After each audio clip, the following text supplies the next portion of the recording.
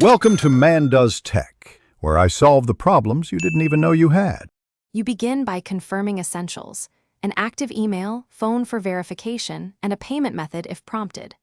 Once ready, sign into your developer or main Openai account. Make sure two-factor is set if required. Next, navigate to the API or developer section, look for account or API settings. You do this now to avoid interruptions.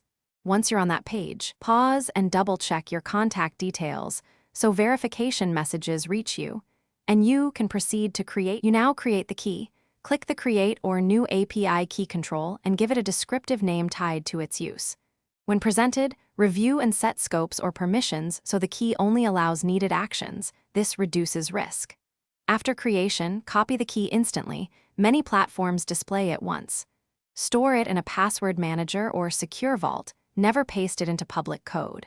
If you plan multiple environments, create distinct keys for each to control access and revoke individually. Finish by testing the key with a simple API call or a curl command. You want a quick success response to confirm setup. Once confirmed, integrate it into your app as an environment variable. Avoid hard coding. Make a habit of rotating keys periodically and revoke any unused ones. If calls fail, check clock skew, header formatting, and quota limits. These are common causes. If issues persist, gather request ID and error messages. Then contact support with those logs for faster resolution. Thanks for watching. If you found this helpful, don't forget to like and subscribe.